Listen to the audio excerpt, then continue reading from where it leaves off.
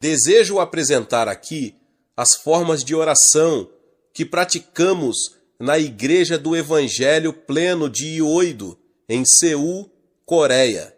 Não quero dizer com isso que tenhamos esgotado todas as formas de oração possíveis.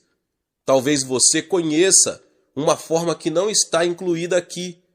Contudo, o que passo a expor baseia-se em nossa experiência e explica alguns dos motivos do desenvolvimento peculiar que nossa igreja vem experimentando. A primeira forma de oração é a nossa devoção pessoal. Se quisermos manter um crescimento espiritual contínuo, temos que manter regularmente uma vida de devoção pessoal. Se pararmos de orar, começaremos a diminuir nosso ritmo e ficaremos sem o ímpeto, vivendo apenas do impulso inicial, como já ministrei antes. Em diversas partes do mundo, o cristianismo passou a ser uma religião tradicional, cheia de ritualismo e com pouca vida. Nesta época de pressa em que vivemos, as pessoas têm dificuldade em estabelecer e manter um momento para sua devoção pessoal. A televisão, a internet, ocupa um lugar cada vez mais predominante em nossa vida. Isso nos leva a desperdiçar mais do precioso tempo que poderia ser devoção à oração. O que está acontecendo é que quanto mais a civilização avança, maior é o número de distrações que impedem que homens e mulheres dediquem a oração diariamente. A única maneira de escaparmos dessa armadilha é conscientizar-nos da extrema importância de observarmos nosso momento devocional todos os dias. Existem muitas razões para orarmos diariamente. Damos a seguir apenas duas delas. A primeira, temos que começar o dia com oração, pois Deus gosta de agir em nosso coração bem cedo. Há um rio, cujas correntes alegram a cidade de Deus, o santuário das moradas do Altíssimo. Deus está no meio dela, jamais será abalada. Deus a ajudará desde antemanhã. No hebraico, durante a madrugada. Salmo 46, 4 e 5. Desperta, ó minha alma, despertai lira e harpa, quero acordar a alva. Salmo 57, 8. Essa mesma afirmação é repetida por Davi no Salmo 108, 2. Esses dois textos revelam o hábito que o rei Davi tinha de levantar-se bem cedo, todos os dias, para louvar e engrandecer a Deus. É por isso que Deus testifica que Davi era um homem segundo o coração dele, mas ele não se limitava apenas a louvar e adorar a Deus cedo de manhã. Ele buscava o Senhor também durante esse precioso momento matinal. Ó Deus, Tu és o meu Deus forte, eu te busco ansiosamente, a minha alma tem sede de ti, meu corpo te almeja como terra árida, exausta sem água. Assim eu te contemplo no santuário, para ver a tua força e a tua glória, porque a tua graça é melhor do que a vida, os meus lábios te louvam. Assim cumpre-me bendizer-te enquanto eu viver. Em teu nome levanto as mãos. Salmo 63, 1 ao 4. Deus prometeu que aqueles que se levantarem cedo para buscá-lo o encontrarão.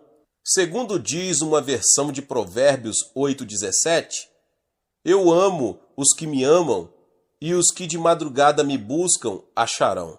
Em segundo lugar, quando começamos o dia em oração, obtemos as forças espirituais e físicas de que precisamos para nos desincumbir de nossas responsabilidades.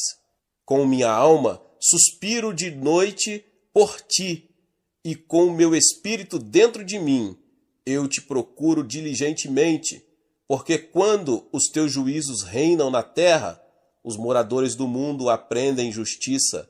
Isaías 26:9. Ao buscar ao Senhor pela manhã, Isaías aprendeu os juízos de Deus em seu espírito.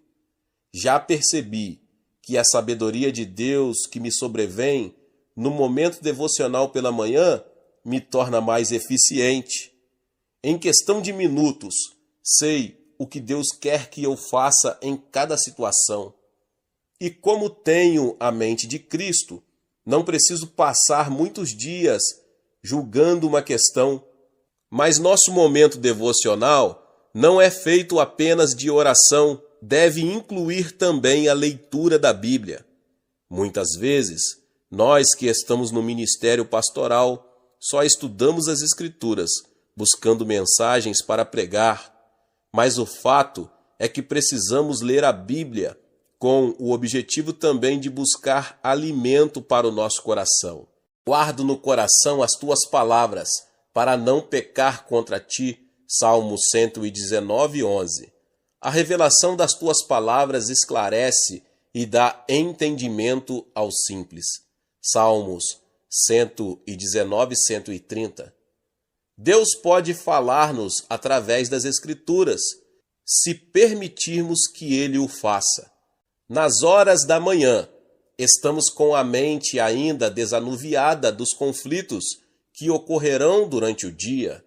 Assim sendo, estamos mais predispostos para receber sua orientação e a instrução que vem de sua palavra. Como ministro do Evangelho, devo ter sempre em mente que minha pregação e meu ensino devem sempre brotar de estudo pessoal.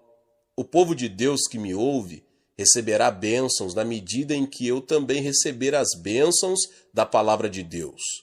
Se eu estiver motivado, poderei motivar a outros. Só poderei inspirar a outros na medida em que eu mesmo estiver inspirado pelo Espírito Santo.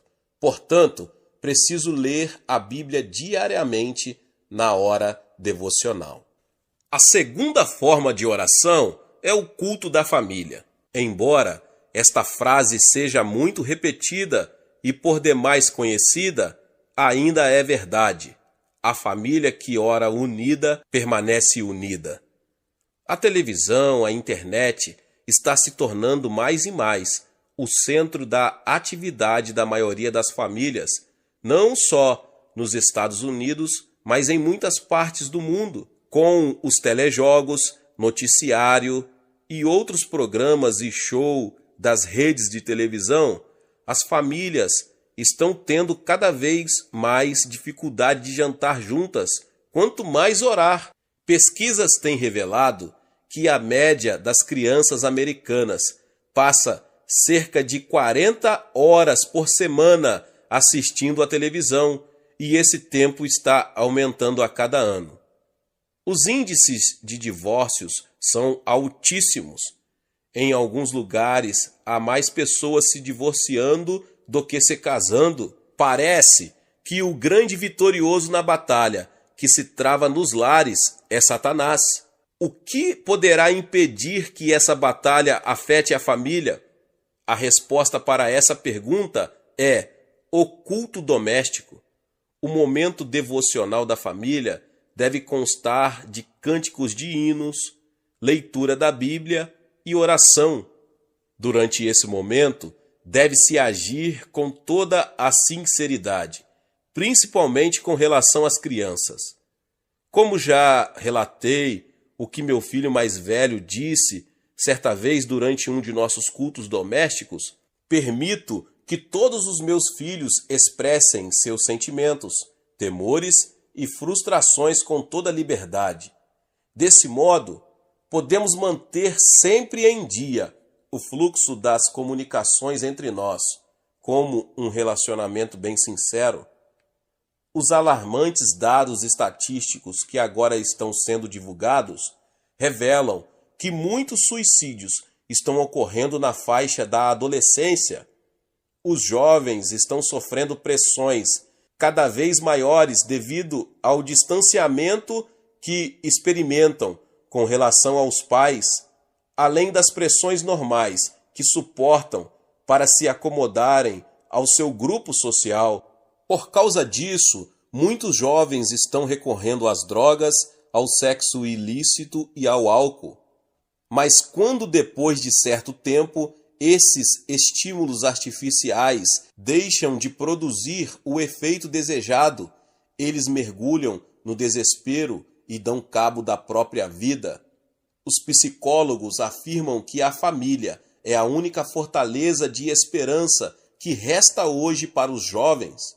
Nossos filhos só terão forças para resistir aos ataques do diabo se mantivermos com eles uma comunicação sincera e franca. Satanás ataca os jovens também por meio de falsas religiões.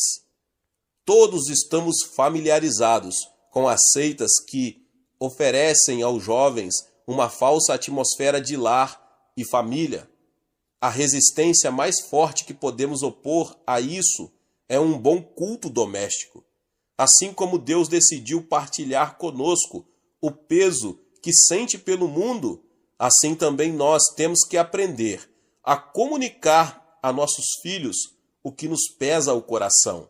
Por que não partilhamos com eles nossos motivos de oração, já que eles veem os resultados que obtemos? Como irão aprender a encarar e solucionar seus problemas, entregando-os a Deus, se não nos virem fazer o mesmo? Em nossa casa, temos o círculo de oração todos os dias. Damos-nos as mãos e começamos a orar. Um de meus filhos talvez esteja tendo dificuldade com uma de suas matérias da escola. Imediatamente, isso se torna um problema de toda a família, que deve ser apresentado ao trono da graça. Eu, por exemplo, oraria da seguinte maneira: Senhor, ajuda meu filho nesta prova que ele irá fazer, que ele possa aprender a matéria tão bem que consiga uma nota bem alta para a tua glória. Amém. Minha esposa Grace também tem suas preocupações. Ela é uma pessoa muito importante em meu ministério. Contudo, suas preocupações às vezes estão voltadas para a editora que ela administra ou para uma programação musical de que esteja participando. Outras vezes, seu problema é o vestido novo que precisa para uma reunião especial. Mas suas preocupações dizem respeito a todos nós. Isso dá à nossa família um senso de união muito forte que dificilmente é rompido. A terceira forma de oração é a oração no culto. Um dos mais importantes ministérios que temos na Igreja do Evangelho Pleno é a oração uníssona que fazemos em todos os cultos. Sempre iniciamos os cultos assim, todos os crentes orando ao mesmo tempo. Às vezes oramos pela nossa pátria, para que seja salva e esteja sempre protegida. Depois de sofrermos durante muitos anos sob a opressão japonesa e a invasão da Coreia do Norte, que é comunista, e sabendo que a liberdade, e principalmente a liberdade de religião, é tão preciosa, oramos fervorosamente a Deus para que ela seja mantida. Oramos também pelas autoridades do país. Deus ordenou que o fizéssemos e, se não obedecermos, teremos o governo que merecemos. Por isso, oramos pelo presidente e também pelas demais autoridades. Essa é a razão porque tenho toda a liberdade de pregar o Evangelho em minha igreja, na televisão e no rádio. Há muitas pessoas, principalmente na Europa, que não gozam dessa liberdade de pregar a palavra de Deus por ondas aéreas. Nós somos muito gratos por essa liberdade que temos na Coreia e a protegemos através da oração. Além disso, oramos em uníssono, também pelos milhares de pedidos que nos chegam dos Estados Unidos, Japão e de outras partes do mundo. No início de todos os cultos, eu me prostro junto ao púlpito dos pedidos de oração e coloco as mãos sobre os pedidos e todos oramos conjuntamente. Depois, esses pedidos são remetidos para o monte da oração. Mas antes disso, milhares de pessoas oram fervorosamente por eles em todos os 7 cultos que realizamos. Mas, sobretudo, oramos por um avivamento de âmbito mundial, pelo qual todas as nações da terra possam ouvir a pregação do Evangelho para cumprimento de nossa missão, até que Cristo volte. Sendo a maior igreja do mundo, reconhecemos que temos responsabilidade de orar pela Igreja de Jesus Cristo e por todas as nações. Após a pregação, oramos novamente. Dessa vez, oramos ao Espírito Santo, pedindo-lhe que aplique ao nosso coração a palavra que foi anunciada, para que sejamos praticantes dela e não apenas ouvintes. Sempre que oramos em conjunto, oramos com determinação e firmeza. Quando ouço meu povo orando, parece-me ouvir o forte rumor de uma imensa catarata.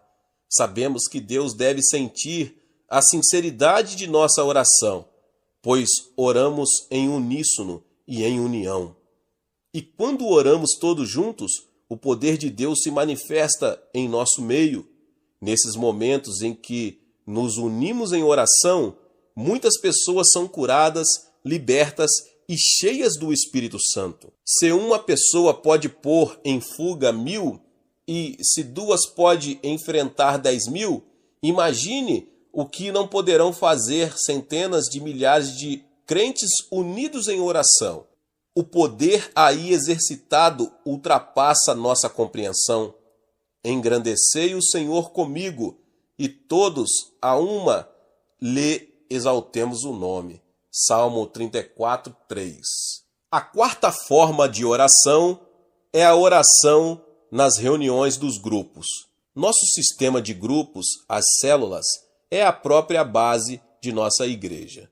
Descobri este conceito na ocasião em que vivia as horas mais difíceis de meu ministério. Quando minha igreja tinha 3.000 membros, achava que podia cuidar de tudo e tentava fazer tudo. Eu pregava, visitava e orava pelos enfermos.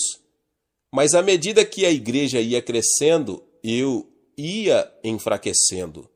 Certo domingo, quando interpretava um evangelista americano, desmaiei, pensando que o de que precisava era de mais energia e empenho.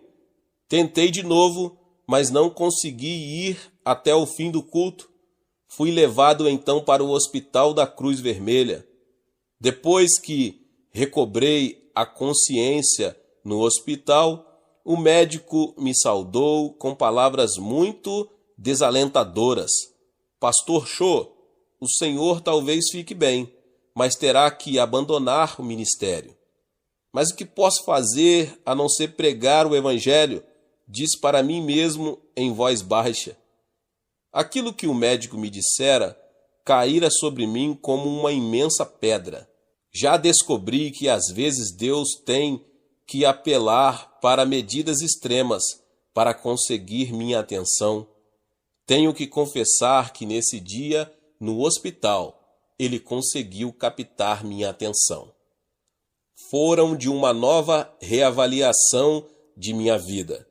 Foi então que descobri o segredo do ilimitado potencial para o crescimento da igreja, o sistema de células. Lucas registra uma situação semelhante em Atos 6, quando o número dos discípulos ainda era reduzido. Os 12 apóstolos conseguiram realizar todo o trabalho administrativo da igreja.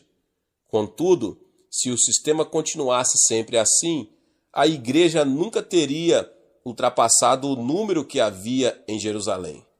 O meio que Deus usou para modificar a mentalidade dos apóstolos foi permitir que eles se defrontassem com um problema potencialmente devastador, que é descrito no 6º capítulo. A divisão étnica que quase causava o fracionamento da igreja tinha que ser solucionada. O resultado disso foi que os apóstolos compreenderam que não poderiam encarregar-se de toda a obra do ministério sozinhos. Assim sendo, escolheram 7 homens e os designaram como diáconos. Os diáconos, então, passaram a cuidar da parte administrativa da igreja e os apóstolos se dedicaram à missão original. E quanto a nós, nos consagraremos à oração e ao ministério da palavra. Atos 6:4. O problema que vimos neste capítulo levou os homens de Deus a reexaminarem sua situação e a receberem a sabedoria do Espírito Santo. Essa sabedoria orientou-os para que delegassem sua autoridade a outros, dessa forma favorecendo um crescimento ilimitado. Observei que há vários textos do livro de Atos em que os discípulos se reuniam em grupos grandes e em grupos menores. Dou a seguir algumas instruções de Atos e Romanos, que serviram para abrir meus olhos sobre a validade do uso do sistema de células. Diariamente, perseveraram unânimes no templo, partiam pão de casa em casa e tomavam as suas refeições com alegria e singeleza de coração, louvando a Deus e contando com a simpatia de todo o povo. Enquanto isso, acrescentava-lhes o Senhor, dia a dia, os que iam sendo salvos. Atos 2, 46 e 47. E todos os dias no templo e de casa em casa não cessavam de ensinar e de pregar Jesus, o Cristo. Atos 5:42. Jamais deixando de vos anunciar coisa alguma proveitosa e de vô-la ensinar publicamente e também de casa em casa. Atos 20:20. Saudai igualmente a igreja que se reúne na casa deles. Saudai meu querido Epêneto, primícias da Ásia para Cristo. Romanos 16:5. Esses e outros textos deram-me a orientação que precisava. De lá para cá, nosso sistema de células cresceu tanto que no momento contamos com mais de 20.000 grupos em nossa igreja. Se cada uma dessas células ganha 2 famílias para Cristo, em um ano, isso significa que temos mais 40.000 famílias novas em nosso meio. E como uma família média é composta de 4 pessoas, nosso índice de crescimento é de 160.000 novos convertidos por ano. Nessa conta não entram os novos membros que são salvos por Cristo através da televisão, do rádio e de nossos cultos de domingo. Contudo, o crescimento contínuo de nossa igreja depende principalmente de nosso sistema de células. As reuniões de células agrupam de 5 a 10 famílias. Elas se reúnem nos lares, ponto mais propício para as reuniões noturnas ou para as reuniões femininas durante o dia. Reúnem-se também em escolas, o melhor lugar para nossas células de estudantes, em fábricas, para as reuniões de nossas células de operários. Ou então se reúnem também num restaurante, que é um bom lugar para as reuniões de comerciantes, executivos e etc. Onde quer que se reúnam, essas pessoas constituem a igreja em ação. Nosso templo grande é o local onde todos se juntam para participar da pregação da palavra e do culto de adoração prestado por toda a igreja. Mas, na verdade, nossa igreja se reúne em milhares de locais, em toda a extensão de nossa cidade. Nas reuniões de células, os membros oram uns pelos outros. Se alguém adoece, o líder da célula faz uma visita e ora em favor de sua cura. Nossos membros já aprenderam que a oração é fundamental e por isso oram por tudo. Oram fervorosamente pela igreja, pela nação, oram para que o avivamento da Coreia continue e para que haja um avivamento no mundo todo. Oram pelas pessoas que talvez possam se converter, para que a igreja continue a crescer. Nos encontros de dirigentes de células, sempre enfatizo que cada grupo deve ter objetivos definidos em suas orações. Por isso, quando os grupos oram em fé, traçam um quadro bem claro de seu propósito na oração. E como é mais fácil ganhar para Cristo as pessoas que conhecemos, os membros das células pregam para seus vizinhos, amigos e parentes. Assim que Deus abre a porta para que uma dessas pessoas se converta, o membro que com ela se relaciona fala disto para o restante do grupo e todos se põem a orar pelo outro incessantemente, até que se renda a Cristo. Já aprendemos que nesta terra estamos em guerra contra Satanás. Nossos opositores são os demônios e seus espíritos demoníacos. O campo de batalha é o coração das pessoas. Nosso alvo é que todos possam conhecer a graça salvadora de nosso Senhor e Salvador Jesus Cristo. Assim traçamos os planos cuidadosamente. Temos uma estratégia, um plano e o executamos como um exército bem treinado. Todavia, o mais importante de tudo é que envolvemos nossos planos com oração para que Deus possa insuflar seu fôlego de vida em nossos projetos e assim eles deem fruto. Não possuo nenhuma fórmula secreta para explicar o fabuloso crescimento que nossa igreja experimenta. A única coisa que fiz foi levar muito sério a palavra de Deus. Não tenho a menor dúvida de que tudo que está acontecendo aqui na Coreia pode acontecer também em qualquer parte do mundo. O segredo, meus irmãos e irmãs, é a oração. A quinta forma de oração é a oração no monte. O local que denominamos Monte da Oração não é apenas uma área de retiro dedicada para a oração. É mais que isso. Originalmente, o terreno foi adquirido para ser o cemitério da igreja. Como a Coreia sempre foi um país tradicionalmente budista, era muito importante que possuíssemos um cemitério próprio. Em 1973, quando nosso templo atual estava sendo construído, houve uma desvalorização do dólar. Isso resultou em que o won, a moeda coreana, e que está ligada ao dólar em valorização, caísse muito. Então o país entrou em profunda recessão econômica. Em seguida, veio a crise do petróleo, piorando a situação de nossa frágil economia, que não era nada boa. Muitas pessoas perderam o emprego e as rendas caíram muito. Na época, havíamos assinado contratos com uma construtora e passando por uma elevação sem precedente nos nossos custos da construção. Comecei a temer a possibilidade de um colapso financeiro e me afligi bastantemente. Assumi uma atitude derrotista e às vezes ia sentar-me no prédio inacabado e ficava ali desejando que os caibros caíssem em minha cabeça.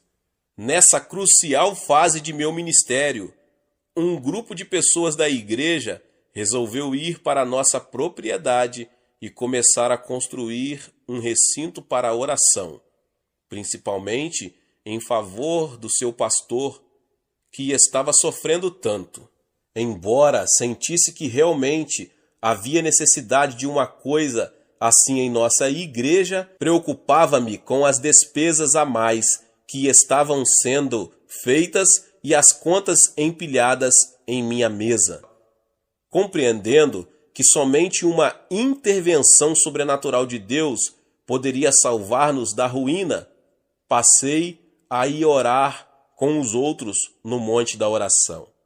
Certa noite, quando estávamos orando no térreo do nosso templo, ainda inacabado, centenas de pessoas vieram orar comigo.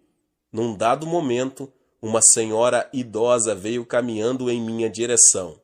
Quando se aproximou do púlpito, notei que seus olhos estavam cheios de lágrimas. Ela se inclinou e disse: Pastor, quero dar esses objetos para que o Senhor os venda e apure um dinheirinho para nosso fundo de construção. Baixei os olhos para as mãos dela e ali estavam uma tigela e um par de palitos de comer arroz. Então respondi: Mas minha irmã, não posso aceitar essas coisas tão essenciais para a senhora.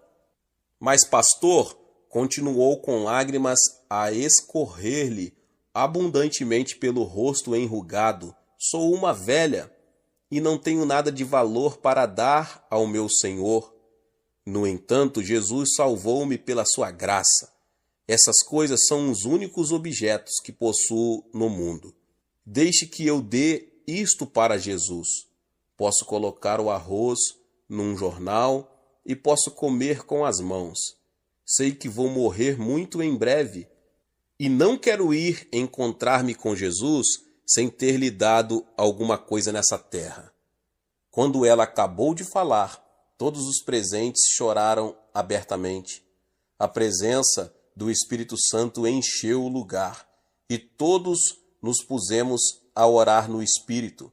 No fundo do salão estava um comerciante que se comovera muito e disse: Pastor Cho, quero comprar esta tigela e estes palitos por $1.000. E depois disso, todos começaram a doar seus bens. Eu e minha esposa vendemos nossa casinha e demos o dinheiro para a igreja. E foi esse espírito de contribuição que nos livrou da ruína financeira. Com o passar dos anos, o Monte da Oração se tornou um local para onde concorrem milhares de pessoas diariamente para orar e jejuar e verem suas necessidades supridas. Mais tarde, construímos um salão grande com capacidade para 10.000 pessoas e que hoje já está muito pequeno para o número de pessoas que ali vão. A frequência varia bastante, mas normalmente ali comparecem diariamente cerca de 3.000 pessoas para orar, jejuar, cultuar e adorar nosso santo e precioso Senhor. E nessa atmosfera de intensa oração a Deus, curas e milagres são ocorrências de toda hora. No ano passado, passaram pelo Monte da Oração mais de 300.000 pessoas. Assim, em nosso retiro de oração, constituí a linha de frente de nosso ataque às forças do diabo nesta terra. Não existe nenhum outro lugar na terra em que haja mais pessoas jejuando e orando do que ali. E Deus atende às nossas orações. As bênçãos são por demais numerosas para se contarem. Na parte em que falo sobre jejum e oração, explorei de forma mais detalhada o método que usamos para a prática desse recurso bíblico para a solução de nossos problemas. Nunca é demais insistir em que é grande a importância do jejum e da oração, se quisermos que haja avivamentos e que eles permaneçam. E no Monte da Oração não temos apenas grupos de oração, temos também locais para que os crentes orem sozinhos. São as nossas grutas de oração. São pequenos compartimentos, grutas escavadas na encosta do monte. Nesses vãos, as pessoas podem ficar silenciosas e tranquilas na presença de Deus. Tenho meu próprio aposento de oração, onde fecho a porta e fico em comunhão com meu Pai Celestial, em intensa oração por longo tempo. Há pouco, referi-me ao monte da oração como o retiro da oração. Disse isso porque estamos em fase de preparação para recebermos milhares e milhares de pessoas, não só da Coreia, mas de todas as partes do mundo. Acredito que existam muitos crentes que estão desejosos de encontrar um lugar onde possam ter comunhão com Deus de uma forma mais dinâmica. Não que Deus não possa ser encontrado em qualquer lugar onde as pessoas o procurem em espírito e em verdade, mas é que não existe outro lugar na terra com maior intensidade de oração do que em nosso monte. As pessoas não se contentam mais em apenas ouvir contar grandes operações de Deus. Elas desejam ver o que Ele está fazendo. Por isso estamos abrindo estradas, construindo locais de hospedagem, e as dependências existentes estão sendo aumentadas para que possamos acomodar a obra que Deus vai realizar. Davi escreveu o seguinte: converteu o deserto em lençóis de água e a terra seca em mananciais. Estabeleceu ali aos famintos, os quais edificaram uma cidade em que habitassem. Salmo 107, 35 e 36. Ele diz também: todas as nações temerão o nome do Senhor, e todos os reis da terra a sua glória, porque o Senhor edificou a Sião, apareceu na sua glória, atendeu à oração do desesperado e não lhe desdenhou as preces. Ficará isto registrado para a geração futura, e um povo que há de ser criado louvará ao Senhor. Salmo 102, 15 ao 18. A sexta forma de oração é a oração de vigílias de oração. Como é que milhares de crentes conseguem passar todas as noites de sexta-feira em oração? Muitas pessoas me fazem essa pergunta em muitas partes do mundo. Se alguns conseguem passar a noite toda numa discoteca, por que os crentes consagrados não podem passar a noite toda orando e adorando a Deus? Tudo depende da prioridade que damos às coisas. Ou vamos encarar seriamente essa questão do avivamento ou não. Todas as sextas-feiras, nosso pessoal começa a se reunir a partir das 10 da noite e inicia orando silenciosamente. Em seguida, eu apresento um estudo bem substancial da Palavra de Deus. E como não temos ali o problema de tempo, que normalmente tenho aos domingos, posso fazer o estudo bem devagar e levar até 2 horas. É claro que temos uma programação feita previamente. As pessoas não viriam com tanta assiduidade se tivessem que ficar sentadas a noite inteira só orando. Depois do estudo bíblico, começamos a orar. Oramos por problemas específicos, problemas de nossa igreja, bem como por nossas próprias necessidades. Após esse período de oração, cantamos corinhos. Em seguida, ao período de louvor, um dos copastores prega. Depois cantamos hinos de novo e nos preparamos para ouvir os testemunhos pessoais, aquilo que Deus está realizando na vida dos membros da igreja.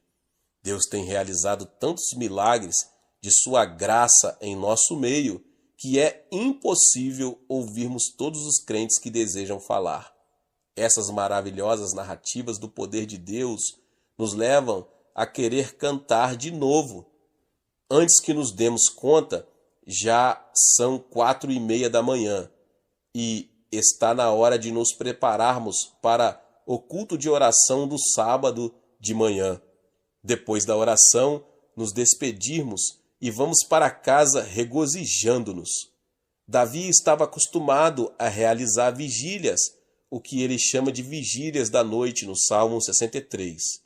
Isaías proferiu a seguinte profecia: um cântico haverá entre vós, como na noite em que se celebra festa santa, e alegria de coração, e como a daquele que sai ao som da flauta para ir ao monte do Senhor, a rocha de Israel. Isaías 30, 29. Quando os discípulos estavam presos, eles não passaram a noite se queixando da sorte, passaram cantando e orando.